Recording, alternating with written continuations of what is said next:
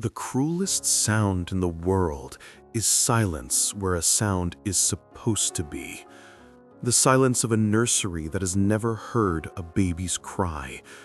The silence of a crib that has never held a sleeping child. For 5 years, my wife Eva and I have lived in that silence. It has been the soundtrack to our marriage, a constant humming reminder of our single, shared, and spectacular failure. We couldn't have a child, and I thought we were enduring this silent heartbreak together. I was wrong. Eva had found a way to escape it. She was building a new life, a secret, happy life, and she was doing it right in front of me, one tiny folded piece of paper at a time.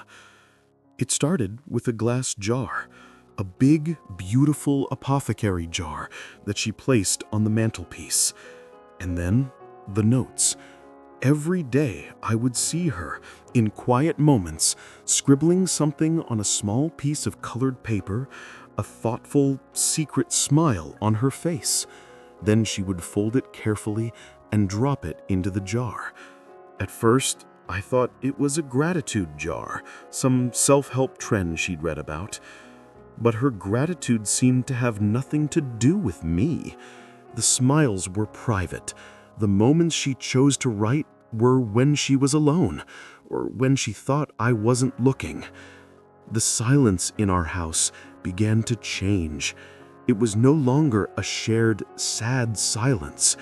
It was a silence filled with her secrets.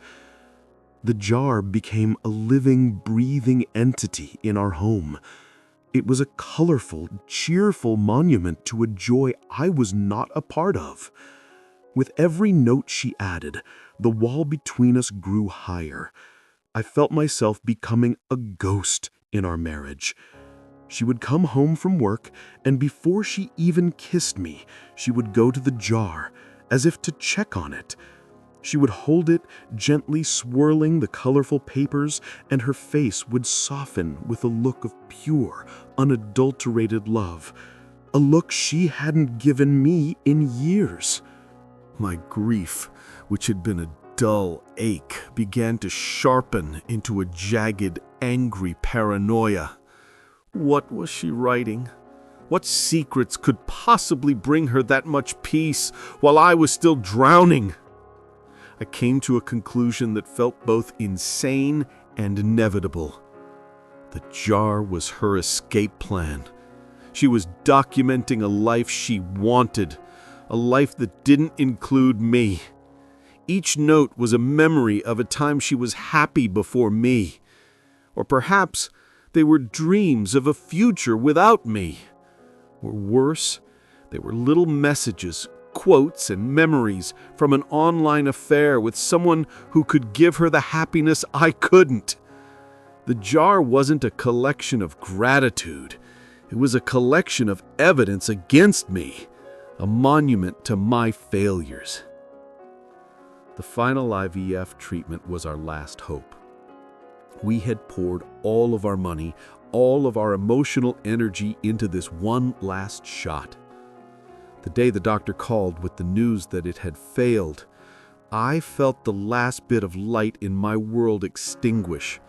I came home utterly broken, my soul scraped raw, and I found her at the table, writing a note, a cheerful yellow piece of paper. She had a gentle, serene smile on her face as she wrote. Something inside me didn't just break. It detonated. She was smiling. On the day our last dream had died, she was smiling and adding another secret to her jar of happiness. She was celebrating our failure. It was the final, brutal confirmation that she had already left me. I walked over to the mantelpiece. I grabbed the heavy glass jar.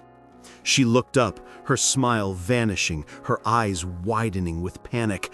"Ben, no, please don't." "I can't do this anymore, Eva." I said, my voice a low, shaking growl of pure pain.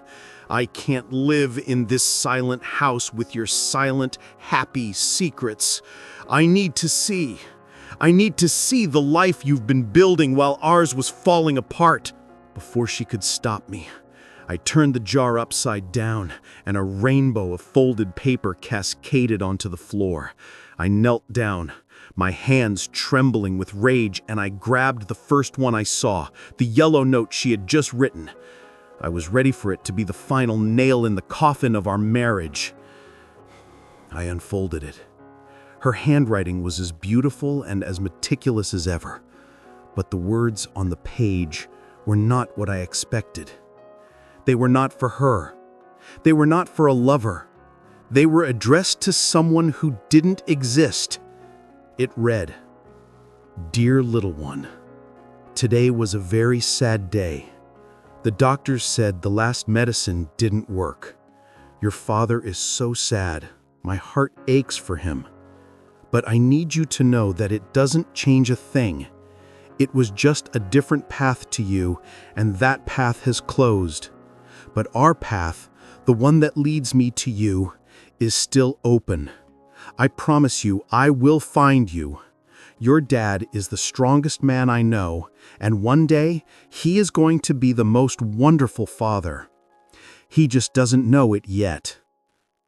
I froze, the paper shaking in my hand. I picked up another, a blue one.